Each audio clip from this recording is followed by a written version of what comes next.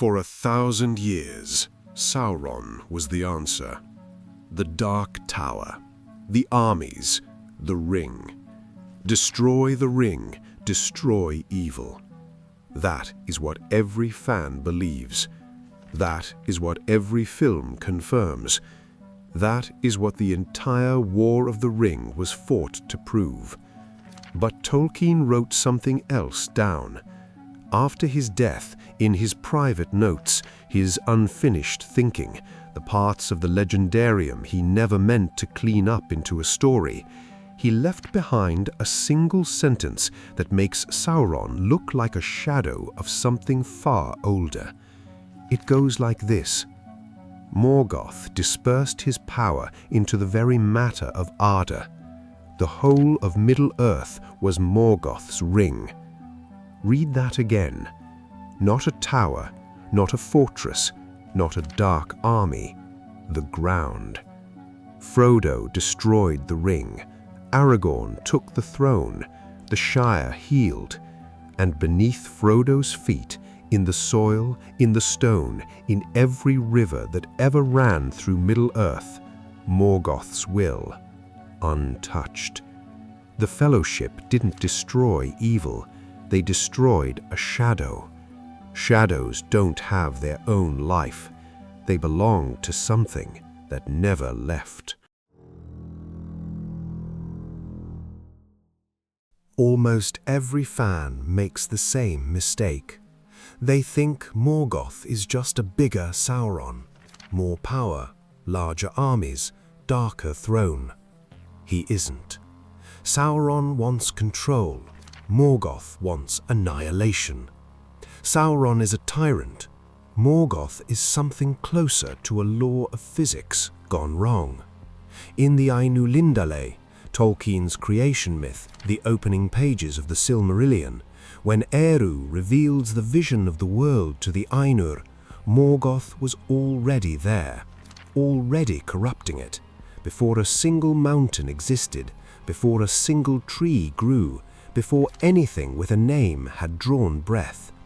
He didn't react to creation, he entered it before it began.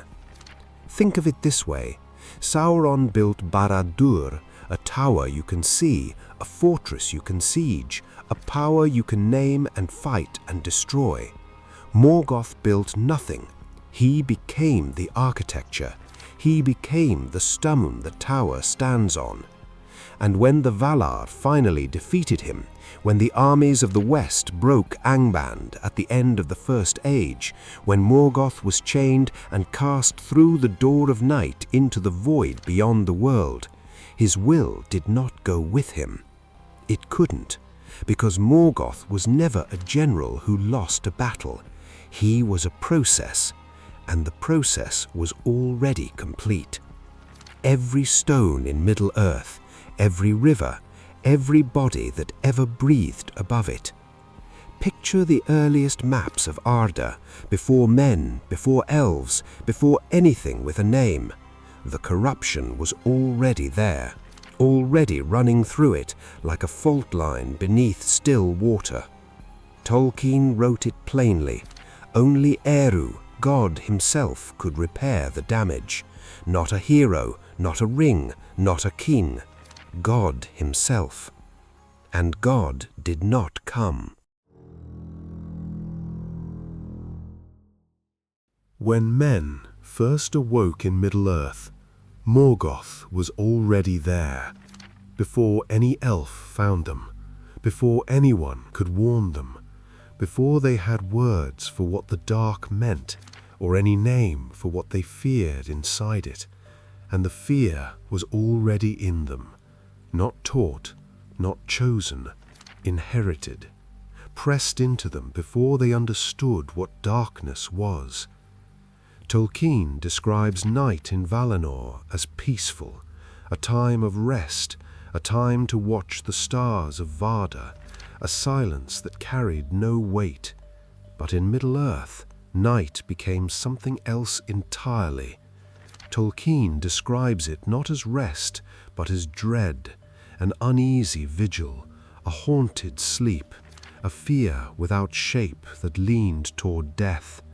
Not because Middle-earth was more dangerous after dark, because Morgoth had corrupted the very idea of darkness inside the minds, inside the hearts of every creature living on the earth he had poisoned.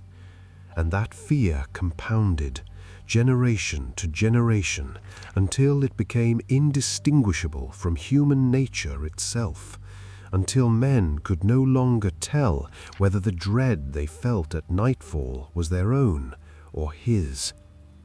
The Númenóreans, an island civilization, the greatest men who ever lived, the longest lived, the most gifted, the closest to the gods, eventually grew so afraid of death they built their tombs while still alive, and they let Sauron walk into their kingdom, and they worshipped as a god the one who had tormented them. Sauron didn't invent that darkness. He only knew how to use what Morgoth had planted thousands of years before. And then there is the deep. When Gandalf falls from the bridge of Khazad-dûm and fights the Balrog down through the roots of the world, through ancient stone, through buried dark, through places where no light has ever reached, he describes what he encountered there. Far, far below the deepest delvings of the dwarves, the world is gnawed by nameless things. Gnawed, not haunted, not inhabited, gnawed. Active, constant, ongoing. Who are they? These things are older than Sauron, older than the war, older than the names we have for evil. Tolkien gives them no origin and no explanation, which may be the most frightening thing he ever did. The Fellowship destroyed an enemy who didn't even know what was living beneath the ground he tried to rule. One way to read the legendarium, and the text invites it, is 3 categories: the Valar, good; Morgoth and Sauron, evil; and something else entirely, something other. Ancient beyond any moral framework, beyond the war between light and darkness, beyond any side. Still there, still gnawing.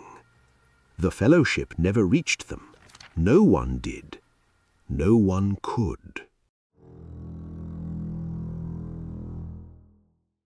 So, what did the Fellowship actually win? Time. Not victory. Time. Aragorn rules, the Shire blooms. Frodo goes home, and it is real. All of it is real. The joy is real. The peace is real. The king on the throne and the flowers in the field. But the soil beneath Frodo's feet carries Morgoth's will.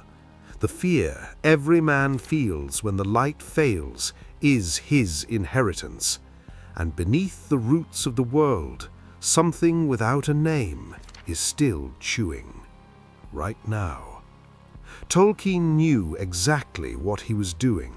He was a Catholic who believed in redemption, but he was also a myth-maker who understood that some wounds run deeper than any story can reach, that some damage cannot be undone by courage or fellowship or a king returning, only by something that has not yet come.